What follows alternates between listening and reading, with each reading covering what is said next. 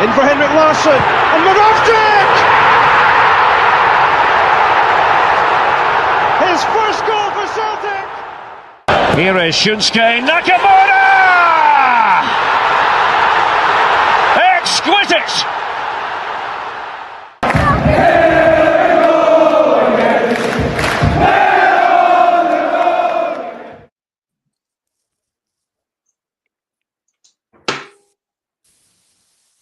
Hello everybody and welcome back to the Celtic Unrestricted View. My name is Ryan Clifford and join me on this world-class standards and silence is my good man Mark and my other good man Mr. Alan Stirling. Well lads, it's the first time he's been on, obviously after the midweek draw against FC Cara at Celtic Park in the playoff round of the Champions League. Pretty disappointing all round, I think. Obviously I was on with Sean and Daniel last night. We got some through some stuff, and Smell the Glove says, is it live or recorded?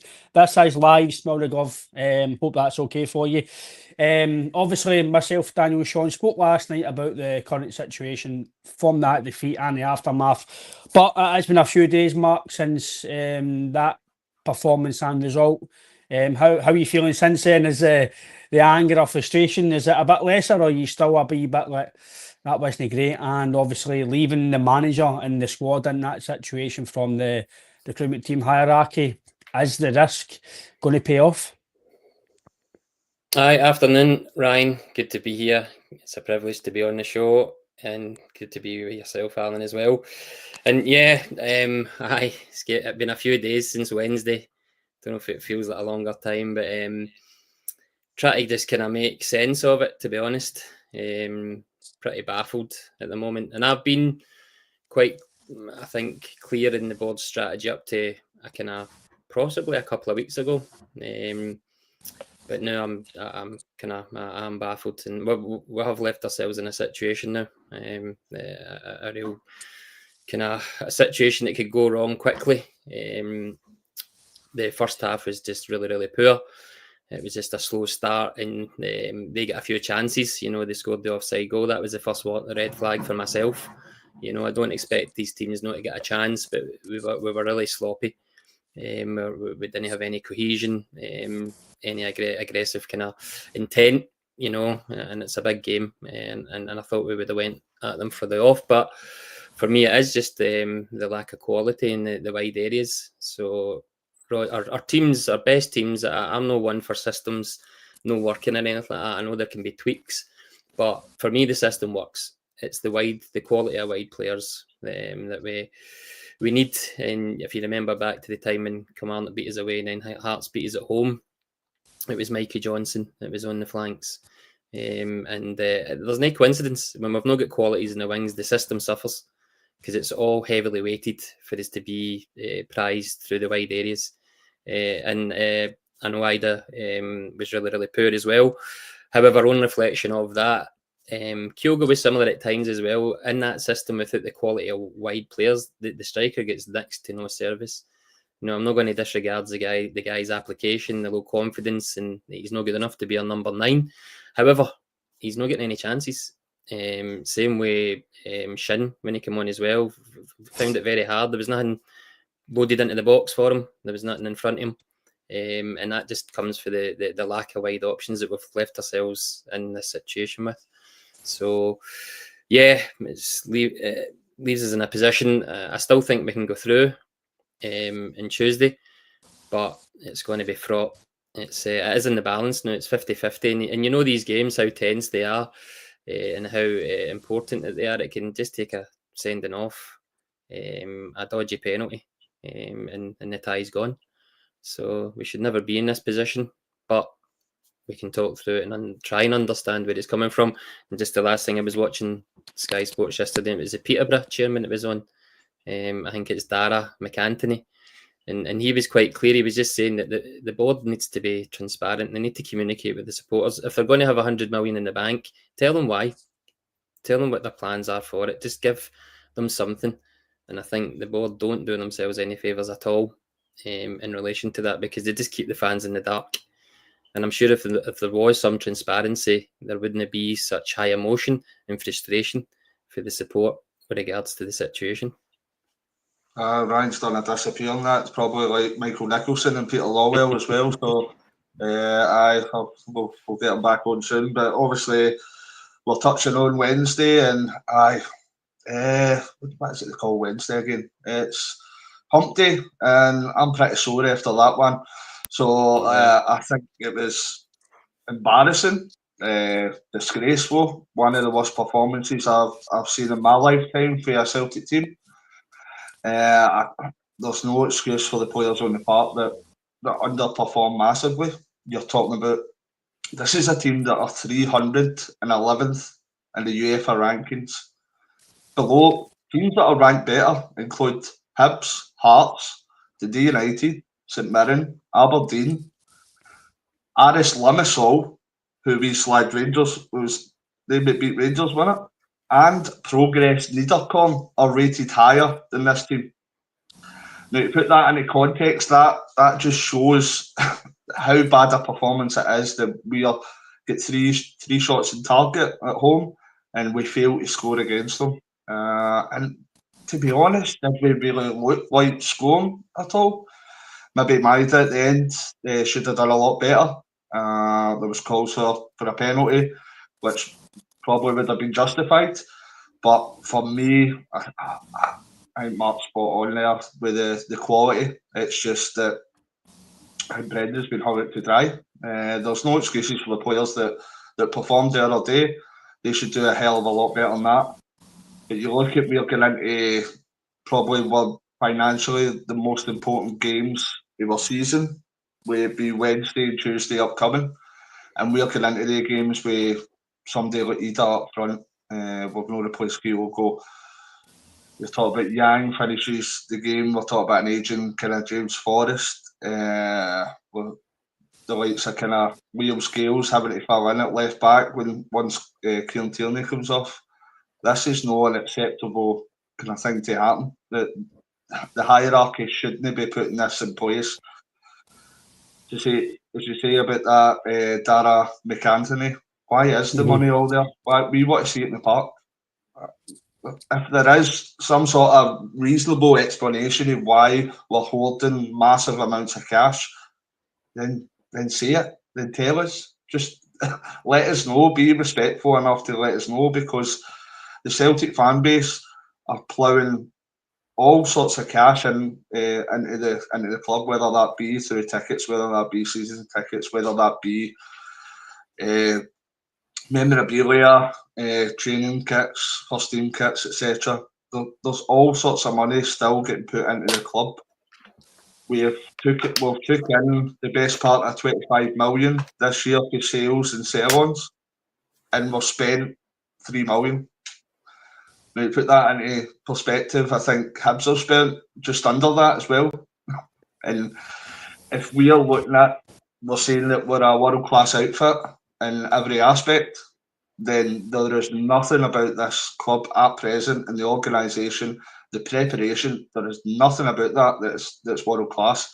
And it's extremely concerning that we are now is it 8 or 9 days before the end of the transfer window, and I think we're blatantly needing at least 5 players in different positions to come in, and we've left it this late, and it just shows with that performance and the result on Wednesday, just shows that the chickens have come home to roost. You reap what you sow, and it's just simply unacceptable. We can't continue with this year on year, seeing this kind of preparation and organisation to continue. We're supposed to be a kind of world-class club. We're simply not operating like that.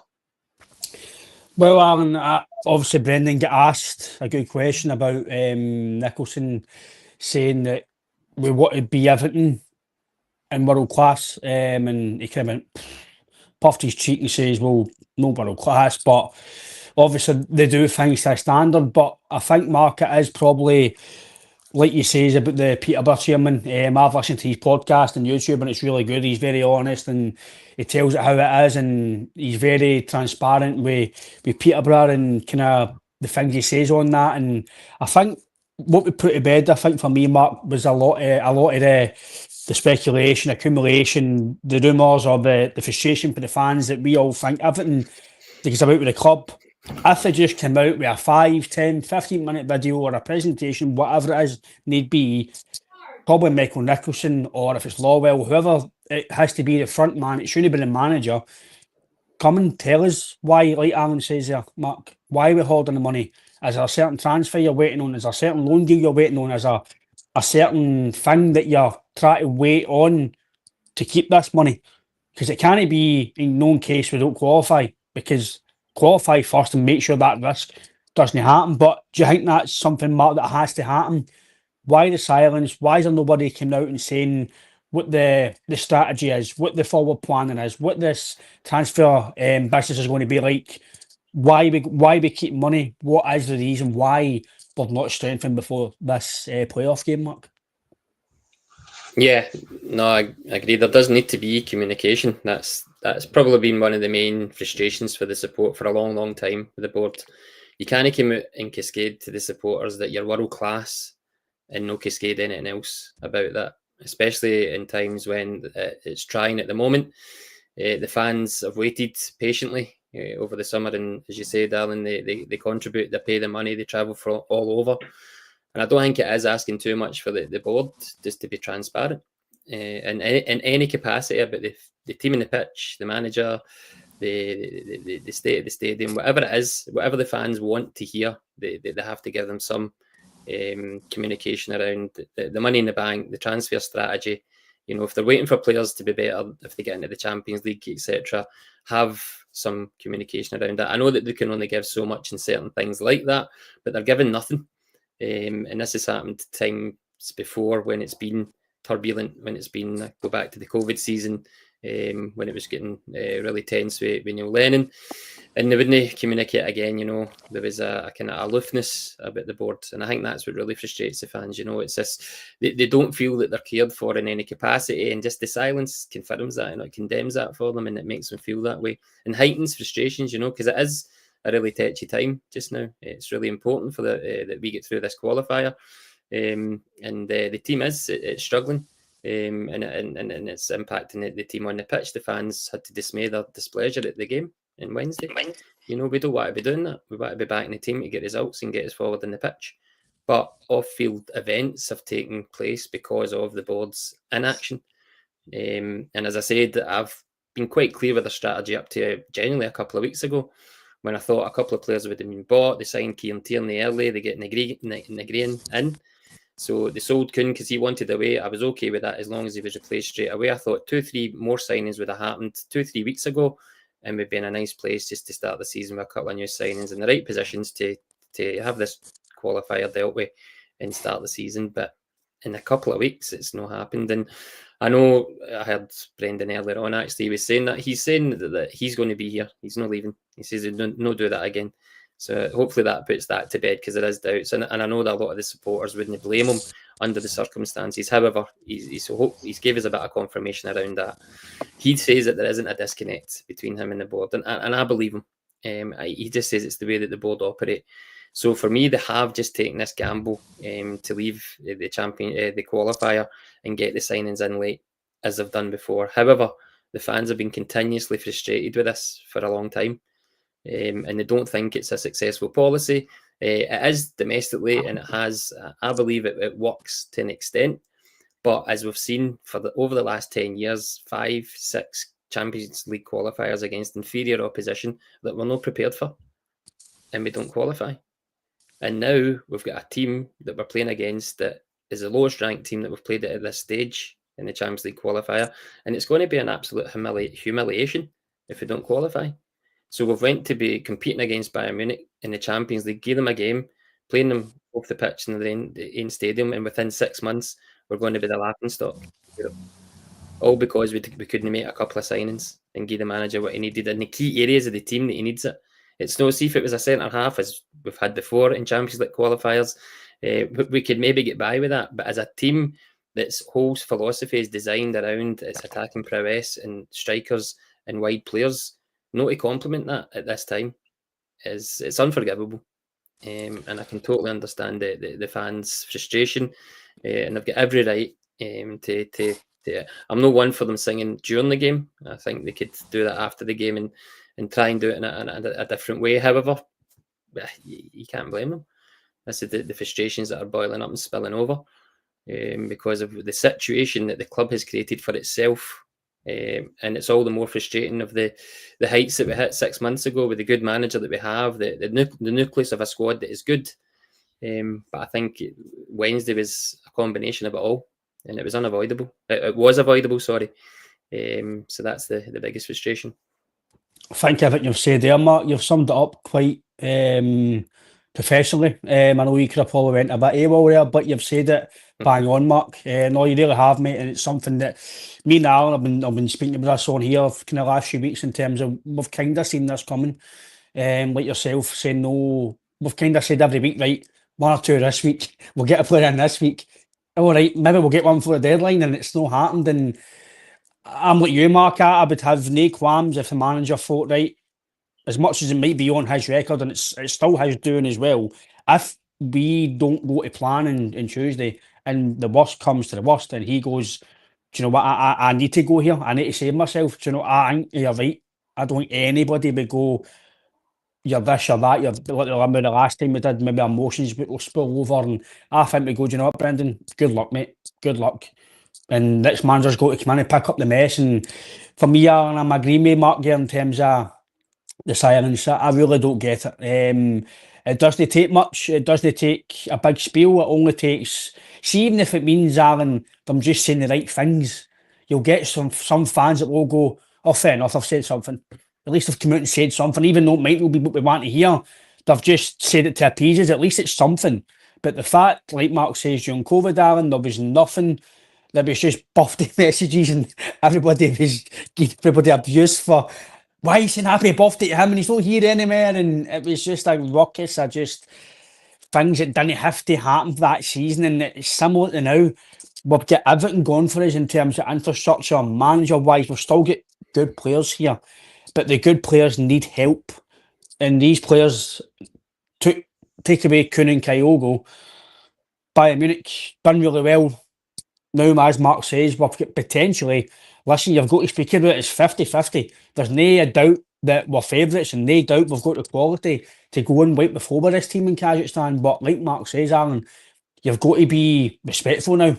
The team came to Celtic Park and got a draw off you, whether or no they deserved it or not. They set up, they got their performance, they got the result, and they'll be happy with that. They'll go to Kazakhstan and during the week and say, let's go and take them on here, let's go and beat these this worldwide brand Celtic. And like Mark says, I don't want to think about it, Aaron, but if we do not get the result that we should be getting, I don't think it will be sat at the board. It will just be mummers at the game, Aaron. I think it will be much more than that. And whether or not you think it's right or wrong the way fans go and vent their frustration, I think this time, Aaron, I think it would be pretty right in terms of depending what they do. Obviously, do it respectively, do it away, it's no violent, etc. But I think every single fan has got every right to go and vent the frustration. You're spending, like you mentioned, money in season books. They're giving you, from my opinion, they're fleecing you with the key team merchandise to coming back to Celtic Park. That's just nonsense. That's just fleecing the fans. All sorts of merchandise for you to give the option to go and buy. Not even giving you a free qualifier. No even giving you a friendly. For me, Alan, I agree with you. I think it was JJ that says it. It's a bank now. It's not a football club. We understand it as a business, but like Mark says, where is the wee bit to the fans? If it is a £5 off your season book, a £5 off your voucher at Celtic Park, anything at all, even signings, Alan, signings, make the best team on the park. And as it stands right now, Alan, we've not had that so far, mate. No, and I'd probably say Wednesday was probably the most toxic I've seen Celtic Park in a long, long time. And I think rightly so. As you mentioned, we've said loads of times in the last couple of months that Celtic is a club just now, maybe as a business as well. Probably in the best place we've been in a long, long time. When you look at the finance, you look at the players, well, we had last year, you look at the amount of kind of domestic success we've had, you look at last year when we managed to get into the playoff of the new format of the Champions League. Probably the best place we've been in as a club for a long, long time. We've got so much potential there, and I think that's what's infuriating and frustrating the fans. So much potential, And you look at that Bayern Munich game, although we kind of lost the tie, you seen where we've gone toe to toe with kind of one of Europe's elite. And that potential is simply not being matched by the ambition that the hierarchy's showing. And that is the frustration for me. We can all see with our own eyes. The manager can see. You look at Callum McGregor, can see with some of his comments. Even Kasper Schmeichel's interview today, his press conference, he was saying that he gets where the fans are coming from with the kind of the quality coming in. Everybody can see it. She own that, Alan, right? Cut you off. You've said something that I need to say to you. And Mark can obviously answer once you say your speech there, mate. See the fact that Casper's saying that, McGregor's saying that, the manager's saying that. There's probably other players in there that are maybe knows out there in terms of Casper and McGregor and Brendan. They might say it inside. That's obviously a conversation, Aaron, in between the dressing room, because the manager and your two leaders, one of your two leaders, KT as well, Vickers maybe, two out there players in the dressing room that have come out and mentioned certain words. They're intelligent, they're saying it the proper way, they're not outing the board or the manager or anything in the club, they're just saying it that they want more quality. So they must, maybe I'm looking at this wrong, Aaron, and the viewers and commenters can maybe say I'm looking the wrong way. But they must be looking at some of the players going, he's not up to it.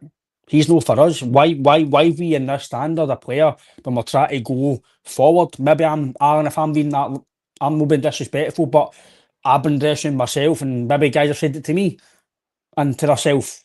I'm like, why is he playing? He's not even near the standard.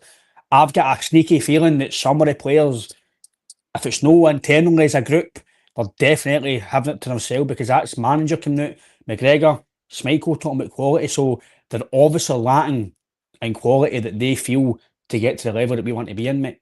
Tell me if I'm wrong in that.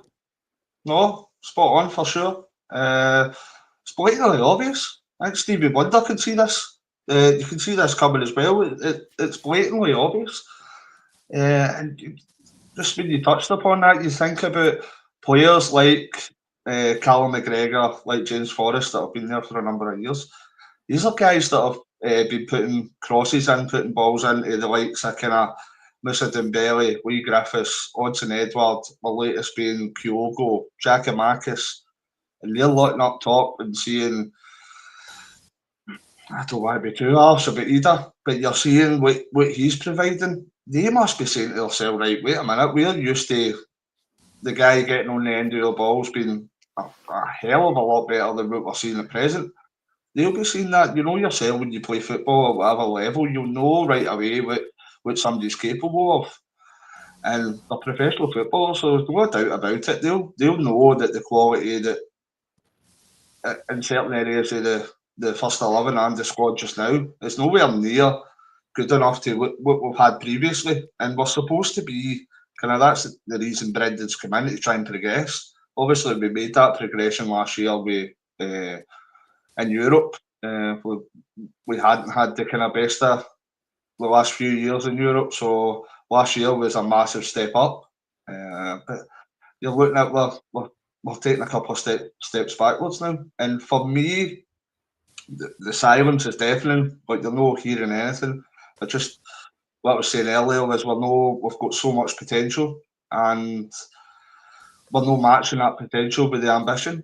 You're looking at, even for me, if we bring in the 5 players we need, for me it still needs changed. Even if it's 5 top quality players, I'd be looking at next year, and we can't possibly gamble and go into kind of qualifiers, go into League Cup games, the first few games of the season, when we're drastically depleted. When you're looking at the quality that's been lost, and looking into these games with the players that the team know, and the fans know, the manager knows, everybody knows it's looking, that it's a massive step back in quality. We're definitely weaker than we were last year. I know Kieran Tierney's signed.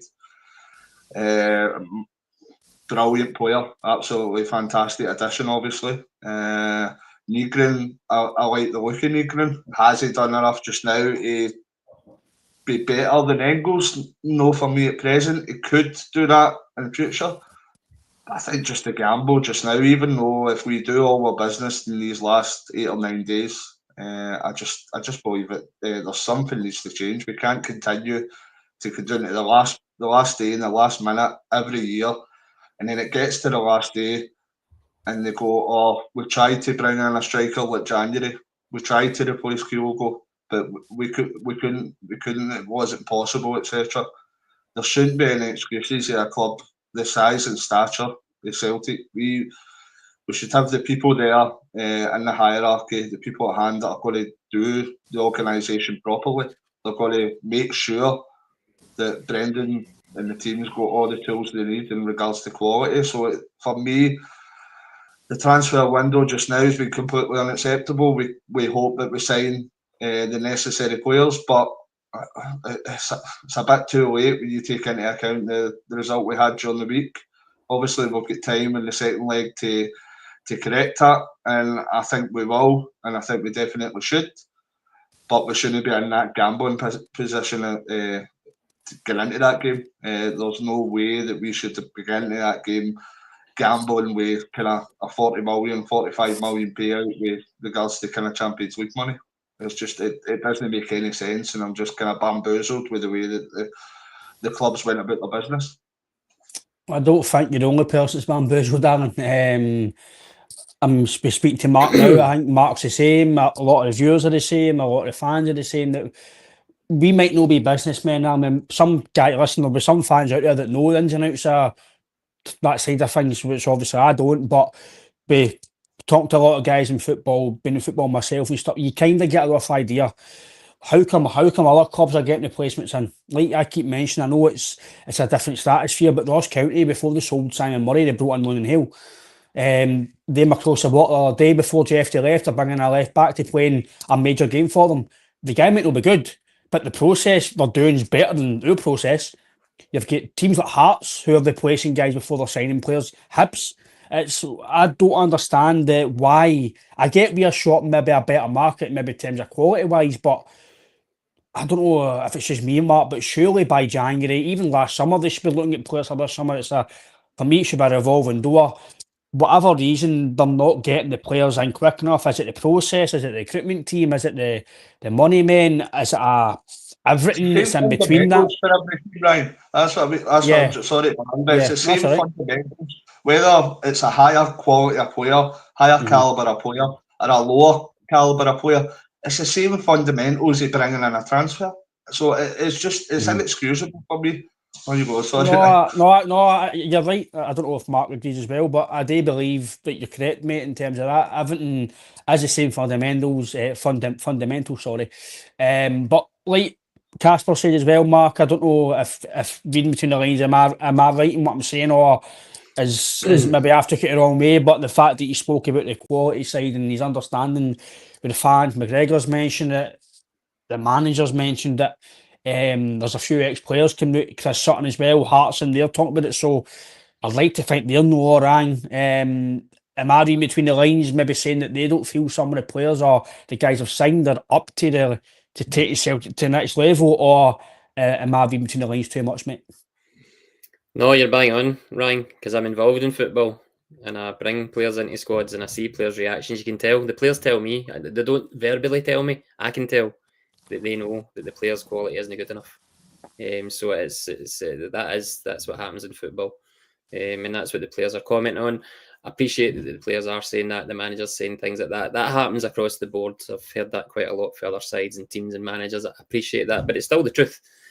The only thing that I can think of and would maybe justify it, but again, they would need to communicate to us if this is the case, that they are really striving to a team that's went toe-to-toe with Bayern Munich, and it might be Brendan looking for that better quality that we do need to. So I looked at Bruges signings the other day. You mentioned that the other day, Ryan. They had to pay £6 million for 2 players each for the German second division. So that's the kind of transfer market. That's the landscape. Now, it's not to say it's an excuse, but it's an observation. And I think that maybe Brendan is willing to wait to the end of the window to try and get these type of players that he needs to actually enhance the team from the team that played against Bayern Munich. So that would be the only real kind of rational justification that I could maybe accept, that they were willing to take the gamble of this tie to then get the 3 or 4 players in after the tie that they think is a better quality of player that they maybe could have got in the last couple of weeks. But if they came out and kind of suggested that to us or gave us some insight to that, I think the support would maybe say, right, okay, because it is a difficult transfer market. You're mentioning there, Alan, about the strikers. So we have been very fortunate since the way back to Henrik Larsson and John Hartson, Chris Sutton, with even Scott McDonald's, Benigora Hesselink, Kyogo, Edouard, Dembele. So Lee Griffiths, we've been really blessed. So plenty of them, but we've been really fortunate. But again, really good scouting, really good recruitment, and it has suffered a recruitment in the last couple of windows. So the strategy for the board for me when they come in, and this is where I'm baffled right now, because they've brought Brendan back, they have backed him with transfer funds. The first window wasn't good, but everybody's admission it wasn't good, so they had to change it, and Rodgers accepted that. He trusted the recruitment when he came back. He's on record as saying that, and then a couple of months down the line he said that it needed to change because the likes of Naroki and Lagra Bielka weren't good enough for his system, and the rest of the players that we generally bought at that time weren't good enough. So then they have went through windows, and they've given money to spend. He's brought in players. He's brought in Kuhn, Ida, and then he bought Ida in the summer, Engels last summer. So they've backed him in that respect. Okay, again, last summer we left it late. They didn't do things perfectly. They could have done things better. But they've given him good money to spend in enhancing the team. And that's where, like, this summer, I'm baffled, because you're like, well, you've backed a guy for the start. You've given him money in the transfer windows. He's done what he's wanted him to do in the pitch. The guy's come back to make us a better team in Europe. That's Brendan Rodgers' remit. It's obviously to repair his reputation with the fans as well. But that's how he's doing it. He's been clear. He wants to build Celtic up as a better European team. So he's doing that. Year on year, they'll be progressing as a club in the Champions League. But now they've literally pulled the carpet from under their feet. 3-4 weeks ago, that was the time to get these players in. If identified and signed, then that's what you do to build, to then go into this season, to then further progress as a side. But that's the only thing that I can think of that might be the reason that they can't do that in the last couple of weeks, because of the quality of player. I have been looking about other teams as well, and the money that the transfer fees are going for, and the type of players that you're getting. It is difficult. But then if they come out and explain that to us, again, communication, a wee bit back to the support to say that this is what we're trying to do. I know they can't give too much away with regards to that, because they don't want to give other clubs information of where they are and what they're wanting to do in that respect. However, there's got to be some sort of communication to appease the fans, to at least know, look, we are. And I think they still will try and do that. But it is the gamble that they've taken in the situation that they've left us in. Will it be too late? That's the question with it. I think that is the question, Alan, that Mark says there. I think it is. Is it going to be too late? We hope not. We hope that we're going to look back on this and go, right, okay, right, that was a scare. We've got through, but I think no matter what, Alan, I agree with Mark's what we're saying there about, obviously, if Mark's in coaching or management or what. I don't really know, Mark, obviously what you're doing, but in terms of what you're saying there, I think you're right in terms of, even when I played, you sense if when somebody brought in, if it's training, this guy's not up too much, or what do you think of him? What do you think of him? It happens in dressing rooms. You've seen podcasts for players going past, and I can't remember who it was. There was a Celtic player recently. I watched a podcast. I can't remember who the player was, but they mentioned like one or two guys that he trained with, and they're like, he was hopeless. And they're like, but we knew right away, and you're like, a gaffer, who signed him?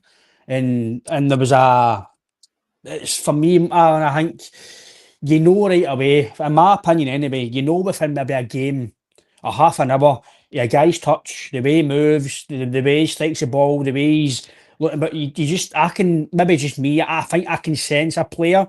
I'm not saying you know how good he's going to be right away, but you seen Mikhail going 15 minutes to Tynecastle, you've seen his movement, you've seen his touch, that's probably good. You've seen when Jota came in, he had something. Engels, he's got something, might not be a world beater, but he's got something. Negrin got a bit. I don't see it with Yamada yet. There we go, right, Alan, you've touched on the signings, as Mark mentioned, the signings, right? We can touch on what Mark says, Alan, then this as well. out of the 7 signings, over 7 signings on paper, looks brilliant. Fantastic. Kieran Tierney played during the week, didn't play 90 minutes. Negrin didn't play 90 minutes. Doohan, he's just to play Scott Bain, personally. Yamada, come on, but like Mark says, didn't get any service, but as he looked like he's going to be a world beater, he's going to be this number 9 just yet. No, we can't judge him fully, but you don't get the sense that he's going to be this number 9 sniper like a Hooper, a Stokes, a Griffiths, Edward, and Berry. Even when Edward was here, he didn't look a world beater, but he had something right away. You just seen there was something there with him. Doohan, like I says, Yamada, Anamura's no on the squad. Osmond, I think he's going loan. He's no seen yet, no fit. Realistically, as Mark says, it's baffling why they're gambling. Now, Yamada, I know we spoke to Dan about Yamada and Anamura, and it gave me a wee bit of a, like, okay, right, maybe these might be okay here. But the manager obviously doesn't fancy him. The fact that Ida is out of form, if it's low confidence, for me, I'm being honest, I don't think he's good enough. I didn't want him to come back in the first place. I don't see his all-round play getting better. He's 24 now, Alex. Well, he's 21 or 19. He's 24 now. He's playing in the Premier League. He should be established. McGregor and the manager are telling him where to go. That should be instinct at that level. But on the players that have signed, I'm agreeing with Mark, it's baffling that the manager is have to, as much as these guys have been good for him, you need to go toe to toe every year with the best quality you can. And I keep going back to Liverpool a few years ago when they won the league. They only signed 1 or 2 players, stayed still. What happened the next year? They were to be seen. And for me, mate, it doesn't matter how good you are the year before, you always need to strengthen when you're at the top. Oh, 100% agree. I think both of you are spot on. You look at this transfer window as a whole, as I said earlier, with kind of Kieran Tierney, Negri and I, but only time will tell with Yamada. I've not seen anything yet that makes me think that he's capable of being kind of first or second choice striker. That could change. As I say, that players come in and they might need time to kind of adjust to style of football, the size of the club, etc. But at the minute, it looks like a failure of a transfer window just now. A lot of things can change over the next kind of week and a half. We're all hoping that, but make no doubt about it. This game coming up on Tuesday, if we fail to qualify for this tie, Europa League or not, it's embarrassing, absolutely embarrassing. But I've already say is where they stand in the kind of UEFA coefficient. But for me, if they say, but we've still got the Europa, there's no way that we should be getting beat in a two-legged affair for a team for Kazakhstan like that. There's no way. And for me, it's just negligence. It's negligence for the hierarchy in the board that players of a certain degree of quality have to be brought in so that we'll get all the capabilities to win a tie like that. And I'm no way to disrespect the opposition, but this is a team that we should probably be pushing aside pretty comfortably. I didn't see anything on Wednesday for that team that made me think that they were decent whatsoever. So I still think we will qualify, but we're just not addressing the matters at hand. I think you look as well how many times we've, regards to Ida, I've been called out that I've been maybe a bit harsh on him, because even when after the loan season was done, I didn't think he was good enough to sign. I thought if you brought him in for a couple of million, he could be decent backup, bit of potential. I don't see him personally. I know everybody's got different opinions. I've said to that point, you know that, Ryan. I've said to that point, I don't think he's anywhere near good enough to be your number one striker. And sadly, that's just came to fruition. That what I've been saying. If it is a confidence thing, I said at the start of the season, let's hope he gets a good pre-season and he kicks on for there. And I'll eat my words and can I eat some humble pie. It's not been the case. It's turned out that I've been correct in that matter as we speak at present. We just need improvements, and I think we'll probably touch on it next. But I think it's just been kind of it's in volumes now with an Alistair Johnston kind of 12-week No, I can't agree with that. I can't disagree with that. That's a fair point. But I think with Alistair Johnston, with a 3 month injury, and we have got the prospect taking into kind of a Champions League or a Europa League run where we're going to be playing in these 3 months a minimum of the 6 games out of the 8 with Anthony Ralston and Colby Donovan. For me, that's inexcusable. If Celtic, as I've said before, the size and stature of your club, we've got 9 days left in the window. If we can't figure out a way of getting a loan, a 6 month or a 12-month loan signing for a right back with similar or better qualities than Anthony Ralston, then I'm sorry, game's a bogey. That simply unacceptable for me. We're now in a position now that we desperately need backup at left back because Kieran's a brilliant signing, but as of yet he's not able to kind of complete the 90 minutes. We definitely need a recruit at right back now, whether that be a loan signing or a permanent one. I'd probably favour the loan signing because we know the qualities of Alistair Johnston. We need kind of 2 wingers at a minimum, I'd say, and definitely another striker. So we're going in. We've already had kind of a couple of months of the transfer window where we've basically brought in 1 or 2 players that are able to come into that first 11, and now we need to buy 4 or 5 players in 9 days that are going to come into the first 11. So it's going back to the original point. It makes no sense whatsoever why we've left it this long and we're running about kind of panic shopping at the last minute as usual. It just seems a very obscure, very weird, and doesn't make any sense to me the manner that the transfers in particular is getting run at the club. Obviously, Mark, as Alan says, Tony Ralston, the injury from Alistair Johnson, it looks like 12 weeks or so. It did look a bad one, but I didn't know how long Persic would have been out for, but it looks like it's a bad one. And then he'll need a few weeks after that to obviously get fit again, and because obviously he's worked hard in pre-season, got fit, and then if it's a hamstring or etc., then he'll need to do his rehab, he'll lose fitness, so it'll take a good, probably at Christmas time, maybe before he's back to full pomp. So as much as, again, it's all about opinions, I think Ralston's done okay, considering he came through the youth, he was maybe getting back out on loan, maybe getting sold. Under Ange, he's performed brilliantly. He's definitely got fitter, he's bulked up, he's improved, but I think for the level that we're aspiring to every season, the definitely lacking quality from Johnson to Ralston. I think it needs looked at. If it's a 6-month loan deal, if it means going out and spending a good loan signing fee or a good wages and somebody who's not playing down south or abroad, a good right back to come in and play, because as much as Kobe Donovan's looked okay in pre-season, but playing in pre-season against teams that are not at full pomp, like your Queen's Park, even Stroll in Portugal, that was a training match. It's different levels for me, Mark, and you've seen some of the faults with him and McPherson in that game as well. And the manager said he was lined up to go on loan, which for me says that he's not ready. The manager feels he's not ready just now to come in and play, because if he's better than Ralston, he'd be playing in front of Ralston on the bench or even pre-season, and that wasn't the case. So I think it's an absolute no-brainer that the club have to go out. They've got money to do it. Like Scott Melville says, Max Johnson, you're looking at maybe 2 million, 3 million. It's not a big outlay. If it doesn't perform, then so be it. It's not a big outlay. You're not in debt. You're not losing money out it.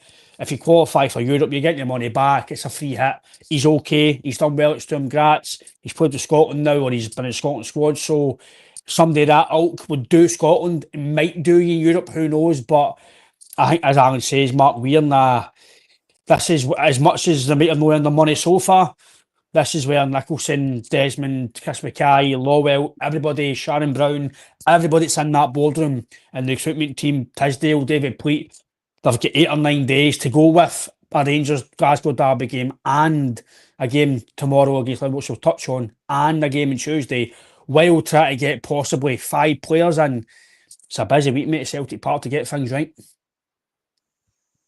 Yeah, No, it is, and I thought they should have been looking at the kind of backup right back position anyway, and I would like to think that they have been. But I don't have faith that they're going to even get their kind of just their replacements for Kyogo and Kun in before the end of the window now, which is essential and has been essential for quite a period of time. So for them now to be in a position, Alistair Johnston's been a great player for us and started the season really well. I love his attitude. He's a brilliant signing. But to lose him is a huge blow, a real huge blow. But regardless, the only saving grace is that we do get another right back in and have maybe a signing in place for when Alistair Johnston does come back, if that's possible. The loan deal, okay, that would be great if we could do that, but maybe a potential signing. So the guy you're talking about from Sturm Graz, if that's a possibility, it's something that we could maybe look at. So then we could strengthen it both sides. The full back positions need another left back position as well because of Tierney's injuries. So there's loads of work to be done. And the forwards areas are necessities. So, and I know that we're doing a bit of work in that just now, but it does leave us a lot to do in a short period of time. And I don't know if they will have the time to do it. It is you're against the clock. These deals aren't easy to get done, regardless if you identify your player, because it's all about their club, their position. They're waiting for players to go out and all that. So it's just, it's no great in that respect. But if we can get another right back in signed, then I think we should be doing that anyway. Because no disrespect to Tony Ralston, I love him as a player. I love his commitment. But he's never been. I wouldn't have liked to have thought, even if Alistair Johnston was fit and ready, to even miss one or two Champions League games, which he is the understudy and he would come into. And he has played in the Champions League for us before. And he's been badly exposed. I appreciate he's developed since then, but he's possibly still not at that level where we should have as a club. If we're looking to progress, you've seen the end of the Munich game, we were dead on our feet. If it did go to extra time, we had next to no options, and that was with a decent squad with a couple of players that we've not got available now. So that's where we need to strengthen and have that depth, but not just for Europe, just in general as a team. So yeah, and the other thing I was thinking is as well, I don't think that we should take our eye off or criticism away from Brendan Rodgers and the team as well and the players in this match. Yep. I appreciate there's been a lot happening and there's a lot of things that have combined to but at the end of the day, I love Brendan Rodgers, but for me, I was quite surprised that, as I shared in the show last Friday, that he went with the team that he went with against Falkirk, because I thought he should have kept the same team, and I also thought he should have started the season with Maida as striker, regardless of the wide options, and kept Adam Maida as the second striker. So even if it meant a Yang in the Forest or even a Tilio, I would have went with that to get your best players in the best positions to be as effective as you can be until your signings come in. And I don't know why he chopped it up against Falkirk last week. For me, it broke a bit of cohesion. I know we were only firing on all cylinders, but it disrupted the team. So Ida should have played last Friday and hopefully would have maybe got a goal or two to boost the confidence. But no, he's not, and he's chopped and changed. And the players themselves have got to take a lot of responsibility. These are seasoned Champions League players we've got now. This is 3 seasons. A lot of our players, Hitati, Maeda, Carter Vickers, Callum McGregor, and to a man, they were all poor on Wednesday against really, really poor opposition. So you can go the wholesale way and look at everything, but break it down. That's an unacceptable performance by a lot of these players at that level, regardless of what's going on. And if they're not getting the quality into the squad, I appreciate that. It does have an effect, but not to the extent where these guys were well below par. And that's my hope for Tuesday coming, that they were that well below par, that they can't have that performance in them again at that level, and hopefully it'll be enough to get us through. And the only positive that I could take for the game on Wednesday was that the strikers suspended for them and their keeper's injured. And that's bad against a team ranked so low. And you've got to look at individual performances. But for me, I think Brendan's got to look at that as well. JP mentioned earlier on about the subs, bringing on the centre half for the left back when we're looking for a goal or two. No great substitutions. And I'm not one to criticise Brendan Rodgers in that respect. I'm not in any position to. He knows better than me. But I just felt that you've got to play with your strengths. Miaida's looked out of form. Is it because he's been shunted back on the wing? He came into his own as a striker with his last year. But he's been put back out wide, and it's disrupted him. So I think you've got to play to your strengths with the squad that you've got in the meantime to negotiate this tie, regardless of the situation, not getting your signings. I don't think we've done that. I genuinely don't think we've done that. We've not built up the cohesion. We mixed it up against Falkirk. So I might be wrong, but I think that that's some of the things as well that the kind of fans need to look at as well. And the players and the manager, they'll not want this in their CV at all. Yep. So I hope that they have that, and I have faith that they will do that. They've done it before, the players. They've done it in the face of adversity 2 seasons ago, halfway through Brendan's season. It was looking good, and they came together and they pulled it back, and they've done tremendously well. And I've got faith that they'll do that again. But it's just obviously the position that we're in to do it. And it'll be quite fraught to watch, no doubt.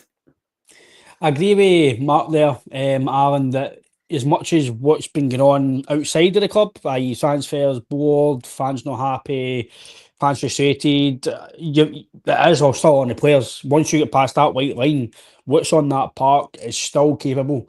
Like Mark says, should be capable of beating a team of that nature. Like, even though I'm not his biggest fan, he's got Admira. I know, listen, you can get international call-ups at any level and be class and international, right? I get that, but these are, as Mark says, seasoned Champions League players. No, maybe either, but some of the guys have played at the top level. McGregor's either still played with Ireland, Nygren's played with Sweden, Hatati, Japan, Maeda, Yang's played the odd game for South Korea. He's still played the competition. These guys have still had a lot of quality. Carter Vickers, Johnson, only came off injured. So as much as we are blaming that outside noise, you still need to, the blame has still got to be on the manager, team selection. As Mark says, I agree. He would have played a few changes, but Maeda's got before the middle. For me, every game until this gets changed, i.e. signings. If it's Forrest and Yang, go with it. Stick with the same team, because like Mark says, if you are going to chop and change as well, Aaron, you're going to lose that cohesion. You're going to lose that rhythm. So if you can't get signings as yet, go with your best team, take away injuries, stick with it, and go with it until you do get the quality you desire. And I absolutely agree, Mark. Maeda's got justified for that he missed. That could be the difference between losing and winning this tie. But realistically, that team on the park, take away the outside noise, that should be, I don't want to be disrespectful, but we should have walked out there with at least a 2 or 3 goal victory on paper, and it's not happened. And now we need to go over there with 50-50 tie, and it is like Mark says, it will be squeaky bum time if we don't get a few early goals. No, there's no excuses. Obviously, I think that a lot of the blame should stand with the hierarchy in the board for no kind of getting the players in. I'm not saying he's quality, I'm just saying wait till we get quality and then Yang can play. There's no excuses. We should have had quality in, but the players on that part, the players in our squad should have enough quality, should have enough experience to deal with a team. The ranking, we could have scored against a team that would get you top score at Scrabble. That's basically what's happened. It's unacceptable.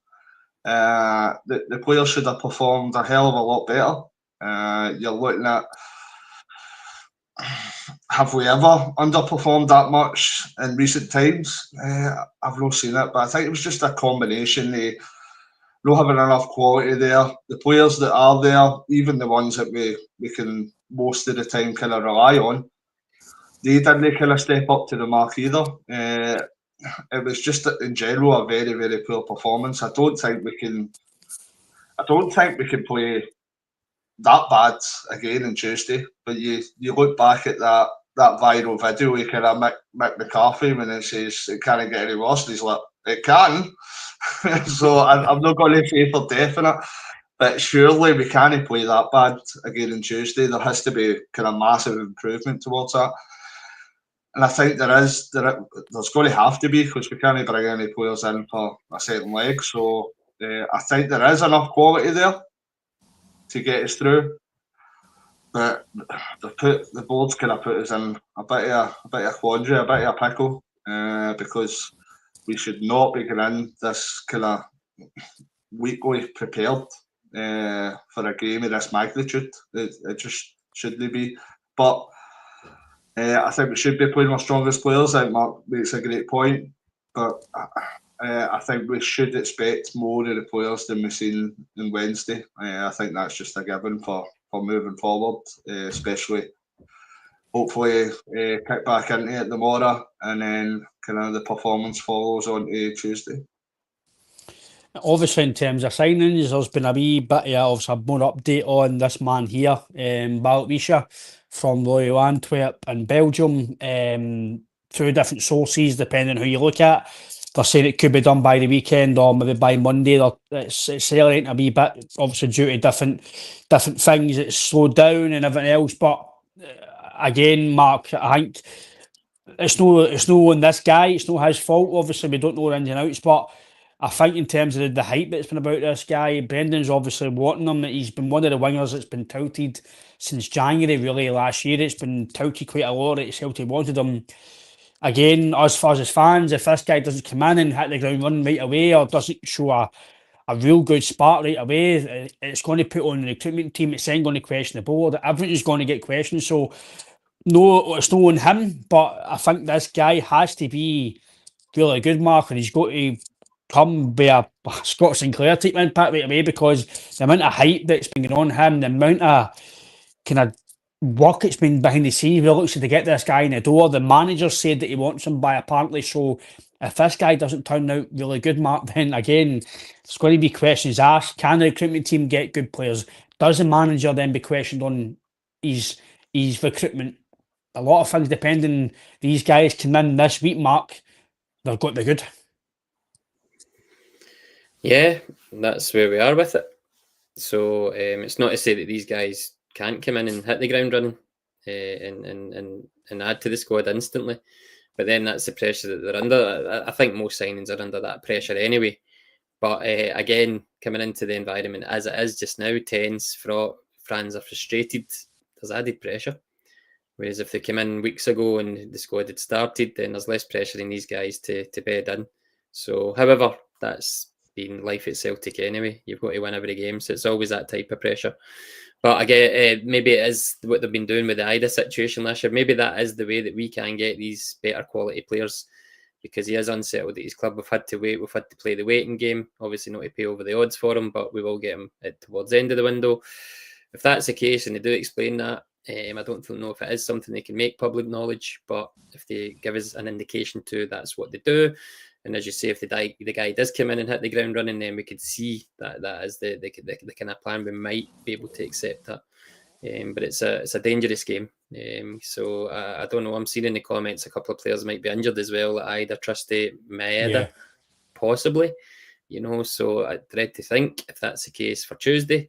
Again, a couple of more injuries. That's the situation that it puts you in. So yeah, but signings wise, these guys, if it's Brendan that wants them, maybe that's why it's taking the time, and they're willing to kind of have the standoff with these clubs.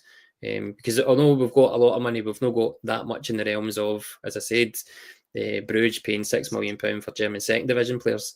So we do have to be frugal in that respect, but it's and also get the quality of player, So say that we just say that we don't go for that boy and we go for their second choice target. Now, you might not be anywhere near as good, but that's the choice that we do need to make. But again, if we get to know that, if we have a bit of an insight that that's what we're doing, we can understand that that's the strategy that we need to have to get the better type of player to come to us.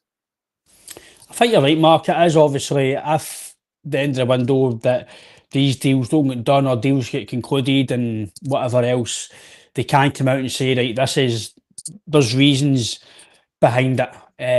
This is why that didn't happen. There was agents, it was this. I agree with you, Mark. I think then fans might understand it a bit more. But if they don't come out and say anything and it's silence, then these conversations are going to turn up every day in podcasts and pubs or in group chats or in schools, works, everything's going to be getting spoke about and the fans. So, but in terms of that signing, Alan, before we touch on the game tomorrow, Baltwisha, I don't know what you think it, but he's obviously a top target by the club. If he doesn't turn out, again, £4.5 million, it's not mega money, but it's still a decent outlay for a winger. Well, no, that is the fee it's going to be. That's the rumoured fee. I'd imagine Antwerp might want a sell-on clause on it if they think he's that good, but this seems to be one of the main men that Brendan wants. The recruitment team have put out to the board in the hierarchy. So if by this ruckus the last few weeks, Alan, and it's not been signed so far, if and when it gets done, I think he will need to be good, because then fans will start questioning the manager's judgment, the recruitment team, the board's strategy, procedure, what we're looking at here, and the fans will just want a good signing, mate. So this guy will, it's not his fault, but for the expectation of this happening, the hype around it, he will need to be good, mate. Oh, he will need to be good, because I think we've been waiting for this guy longer. We've been waiting for Santa. So it's just been constantly, we've been rumoured with this guy the last few windows. So the fans are going to expect a lot if we've put that amount of time and effort and money into scouting someone, taking time to put offers in, etc. You would hope that he is going to be a very good player. It's not a massive amount of money, $4.5 million, but I could just see kind of Michael Nicholson going up to the Antwerp board just now and them responding saying, Michael, that's not a fiver, that's a draw near a fiver.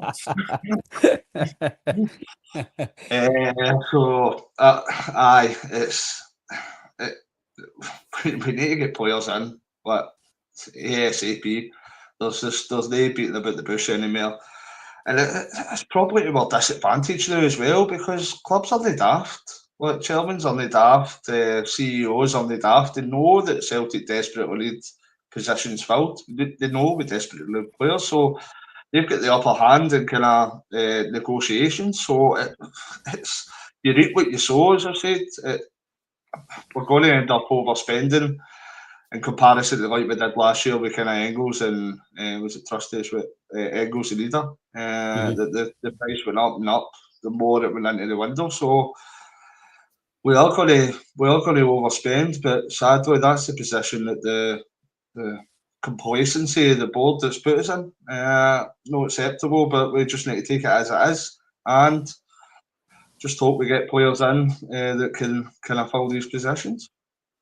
Obviously, Mark, if there's a few injuries then tomorrow, there might be some chances for maybe Kenny, Yamada. I don't think he'll play, but Anamura, guys like that might come in and Skills might go to left back, Poozy might play, give Tierney a break, or does Tierney the fitness? But I think there could be some changes tomorrow. I think as well, Mark, I think I'd be expecting a big reaction tomorrow. We all know how Livy are going to play. They're going to try a low block, they're going to try and frustrate us and maybe get one on the counter attack. That's the way they play.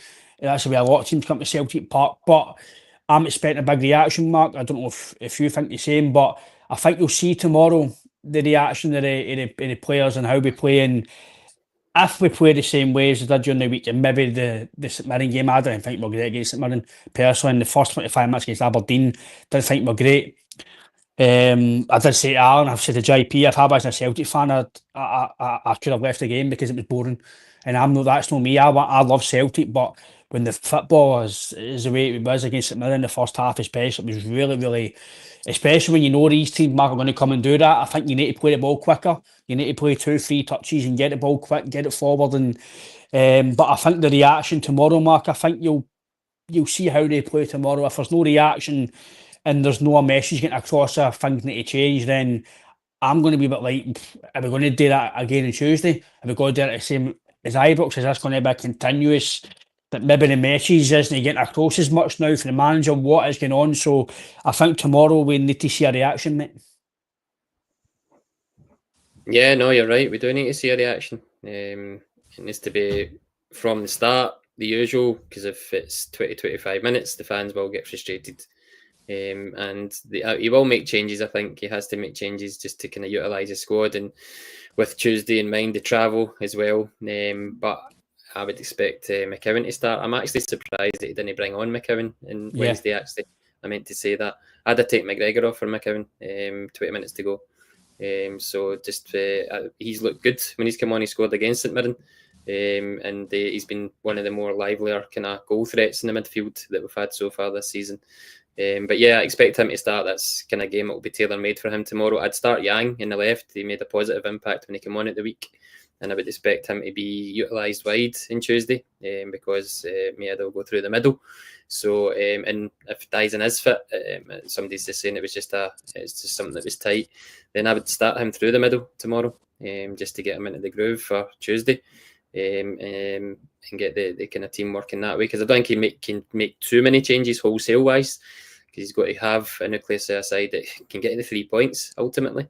But yeah, I would hope that they'll be up for it in the fresh changes and the likes of other players that can come in can give us just a good start and just give us a wee bit of confidence again and cohesion. You know, it's still early in the season. It's still these games are bitty.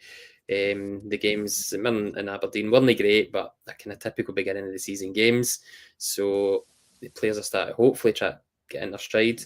But yeah, you like some of the changes. But I'd expect McKibben to start and Yang to start, and then kind of take it from there. And obviously, your team lines markers are, like you said, Yang, maybe come in McKibben. But if you get an idea of what you expect the game to go and obviously the team lineup. So I don't think it'll be wholesale. I think it'll be Schmeichel, Ralston, Carter Vickers. I think Tierney will start. He'll do the usual. It'll be the 60 minutes. And then I think Scales will start as well. So I think he'll keep the kind of back four. Possibly McGregor. And I think he'll go with McKeown and maybe Engels. And then it'll leave Yang, with Maeda and Forrest possibly right. Maybe Negren if he plays him at wide. I think that's the team that will go with anyway, but probably Forrest. And obviously, Alan, the way that I think it should be going is a big reaction, mate. I think you'll see that tomorrow. I'd like to hope, because I'd imagine there maybe a few stellar words in the dressing room after the game. I know the manager's not going to come out and say things, but he won't come out and publicly say anything. But McGregor's kind of demeanour wasn't great. The manager's demeanour wasn't great. Again, he was having to ask questions about transfers, and he's like, I don't know why they're not here. I've got to go with what I've got, and obviously Schmeichel now mentioned the word quality again. So I think tomorrow we're expect. I'm not going to go out and say we're going to go and do anything against Livingston in terms of 4 or 5-0, because that's just disrespectful. But I think us as fans go to the game tomorrow or watching it, wherever you're watching it around the world, we're expecting a good performance. We're expecting a result. We're expecting a reaction. If we don't get that, then I think some questions will be going, right, if you can't go up for it after that defeat, you can't go up for it against Livingston at home, what's going to happen Tuesday? What's going to happen kind of next week at Ibrox? Do you need signings to come and go to some of these guys? Listen, you need to step up here, because these guys are now going to come in. Maybe that is the case, Alan. Maybe it is just complacency. It's been comfortable knowing they're going to be here until guys come in. You know you're going to start this game. But what's your thoughts about tomorrow, mate? And do you expect a big reaction? And obviously your team lines, mate. There's no doubt about it. We need a reaction. We can't play to that level and that standard against a team of that quality and not have a reaction. I think the captain and the manager will probably be demanding a hell of a lot better than we've seen during the week. And it's necessary as well, because you know that Livingston will be stuffy. You know that they will play a kind of low block. You know the way that kind of Livingston will set up. So I think it's imperative that we do see a reaction. And you want to see a hell of a better performance than we did see in Wednesday. But I think he will make a few changes. I think obviously that's a few of them are going to be forced upon with a couple of injuries. But I would say Schmeichel, I think it'll be Ralston at right back. I think he might rest Carl Vickers. I think it might be Puzzi comes in with Scales. I think he'll dearly will play, because you've not got many options there. I think midfield Callum will play, because Callum always plays. I think we'll change the midfield as well. I think it'll be Engels and McKeown. I think he'll play Maeda out wide. And I think it will be James Forrest and Yamada through the middle. Both 3-0 Celtic. I think Puzzi again, Alan. I think we need to see him at some point. If he's not going to get game time, he's not going to get fit. We've all played football, as we all know football. You can be fit training and playing fives and playing sevens and playing stuff, but you need to play football games to get match fit and obviously match intelligence and up to the speed of play. So it's a good shout, Aaron. With Poosie again, Mark mentioned McKibben, good shout. Bernardo could be in there as well. He's got to get used as well, and I think it's a big season for him as well, because if he doesn't do it this year, then I'd imagine you might need to cut your losses. When I'm a big fan of Bernardo, but if he's not going to play this team, then there's no point keeping him in terms of contribution. But I think I'm agreeing with in terms of Ralston. I've got a feeling, I don't know if he'll do it, but he could play Sinisal as well. But I don't think he'll do it. I think he'll play Schmeichel. I think Ralston will play. He could even play Dame Murray, could win my shout as well, because the manager likes him. But I'm going to agree with Mark. I think it'll be Carter Vickers and Scales, and I think it'll be Tierney. I'm agreeing with the midfield. I think it'll be McGregor, McKibben, and Engels. And I think personally, all depends on injury. Maeda. I wouldn't risk him personally, because I think this game, as much as we need to win on Saturday, I'd like to think the £40 million or whatever is more important on Tuesday than Maeda playing up front at Celtic Park against Livingston. So I'm going to go with yourself, Alan. I think you'll play Yamada. I think it'll be Forrest, and I think it'll be Yang. I think Negrin will be on the bench as well, because I don't think he played too great either. But to be fair, lads, like we mentioned, a lot of the players could be dropped, and it is dropped because they weren't good in Wednesday. Sorry, so but yeah, I think no matter who plays, lads, I think we have got enough quality. We should be beating Livingston at home, and then hopefully get a good reaction and go on to hopefully qualifying Tuesday. But we will be back on Monday, and we already aftermath of the game at the weekend, and obviously touching on the game on Tuesday, which is an early kick-off at 6:15, obviously due to the time difference, etc., which will be obviously different as well. The heat maybe over as well in time difference, but hopefully a good result. Mark, brilliant to chat to you again. Alan, fantastic. Thanks for your time today, lads. All the commenters and viewers, thanks for your comments. There's been a lot of interaction. I'm sorry I can't get through them all, but thank you through as much as we can. We will be back on Monday. Please like and subscribe to the channel if you do like the content. We are on all social media platforms: TikTok, Twitter, Facebook, and Instagram as well. The odd point as well. It is free to do so. To like the content, please like and subscribe. It helps us get out there more, and it does help us get to bring this content to you. If you are going to the game, enjoy. Hopefully get 3 points, good performance. If not, enjoy your weekend. Stay safe. Alan, Mark, hail. Take care. Thanks for your time. Cheers. And I'll see you all very, very soon.